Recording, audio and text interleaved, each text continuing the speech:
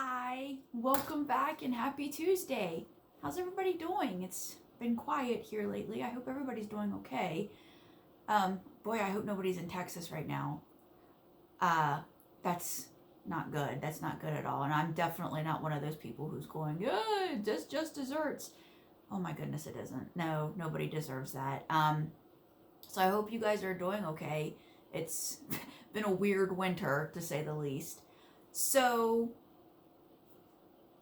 yeah, but aside from that, I was wondering if there's any interest at all in asking for certain things when I do these videos. Are there any subjects you'd like me to talk about? Are there any questions you have? I've said before, and I'll say it again, I am happy to play the part of the dancing bear. If there's anything you'd like to see me do or try, I'm game. So, in Casa de Canon over here, I am reading Lolita. If you listen to the podcast, this is a book I've resisted reading for a very long time, and I'm about a little over a quarter of the way through it, and this isn't easy. I don't understand how anybody could find this book funny so far at all. I'm having a hard time. I think I'll be able to get through it. I haven't had to close it and walk away, but I'm having a little bit of a hard time with it. But I'm soldiering on. I'll get through it. So having said that, reading wise, I thought I would read to you one of my short stories today. I have this sort of weird aversion to talking about my own works, to talking about my career as a working writer. I feel dirty being enterprising about myself, and I don't know why. I am fully aware that this is a me problem, not an anybody else problem. Nobody's made me feel bad for this. It's one of those things where I fully support other writers for talking about themselves. I'm thankful for the reminder to buy their work. But when I do it, I'm like, oh, I'm being needy, I'm being gross, I'm being dirty.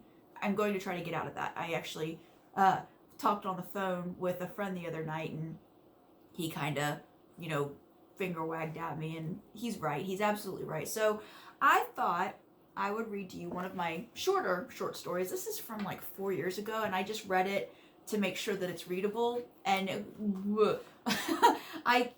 something that's nice about when you're a writer, when you read some of your older works, first of all, this needed to be edited.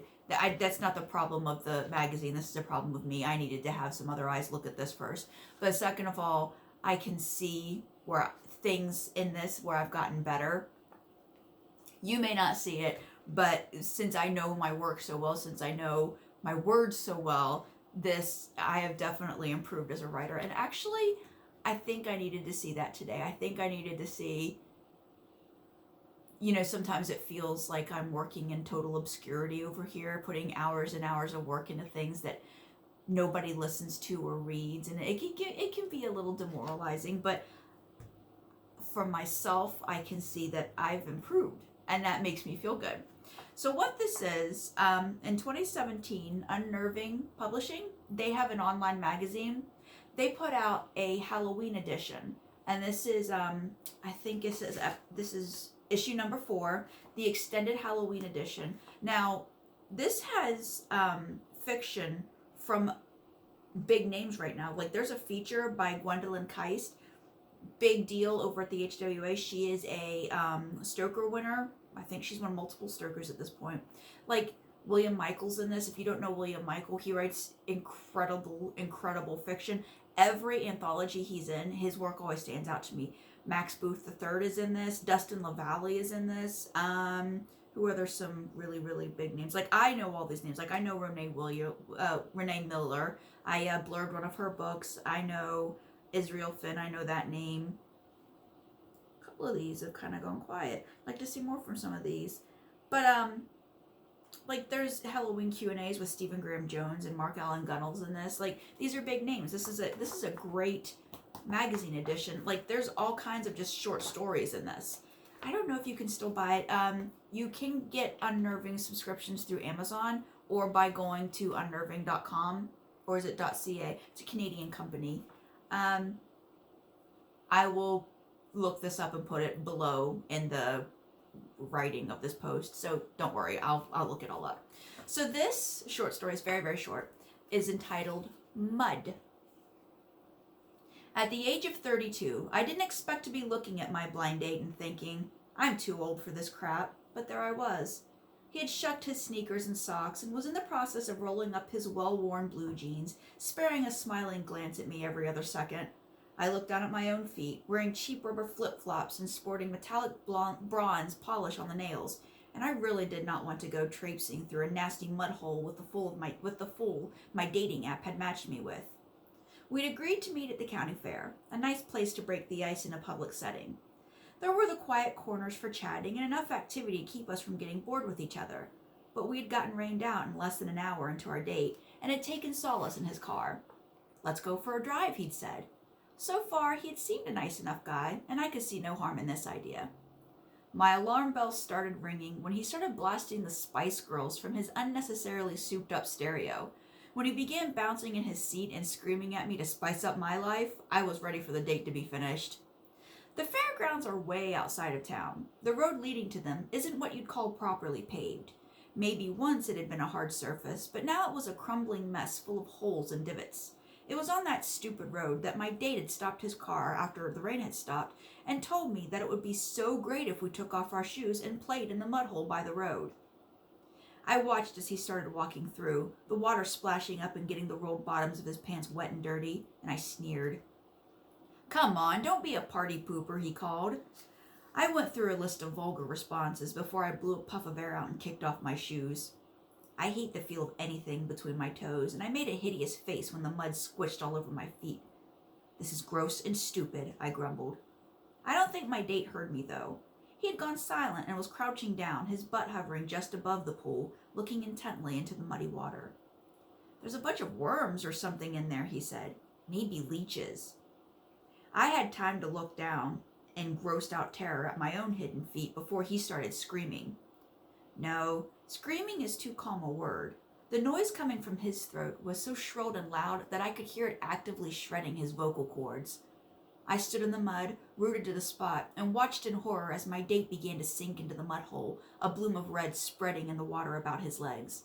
In the spreading red, the water was kicking up from the movement of many small bodies working furiously at reducing that silly man to nothing but a colored smear in a dirty puddle by the side of the road.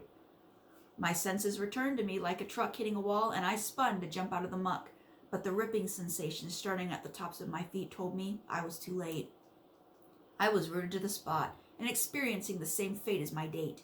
My skin was penetrated and liquefied by the tiny wriggling bodies, and as year-long seconds rendered me my own smear of red, I came to realize that I was not being devoured.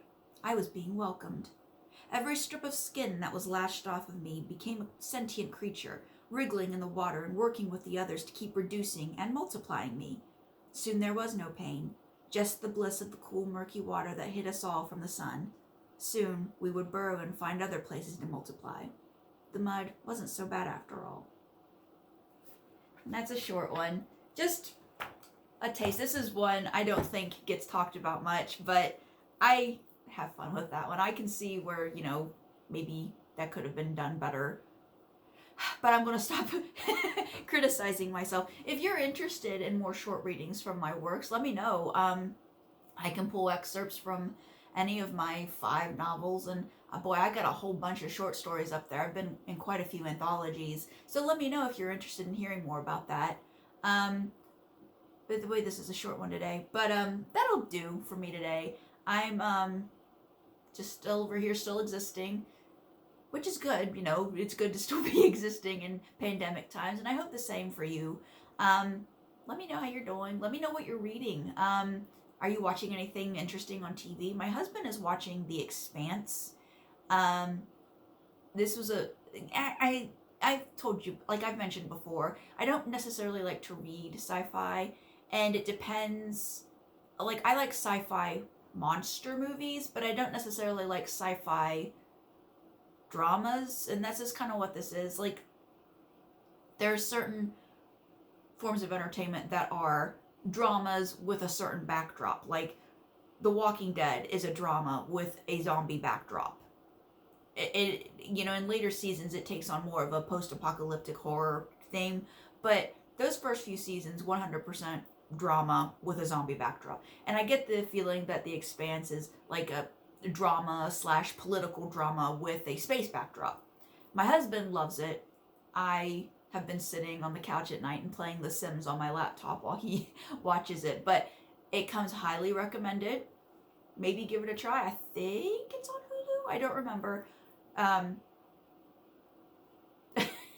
That's all I've got, really. It's been really quiet here, which has been nice. You know, quiet is good. And I hope you guys are doing well. Thank you for being here. Thank you for watching. And I'll be back this time next week. Bye. Turn off. Please. Oh, dear God.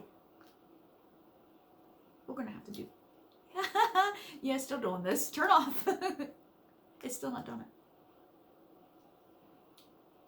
Okay, so we're going to do this. Bye!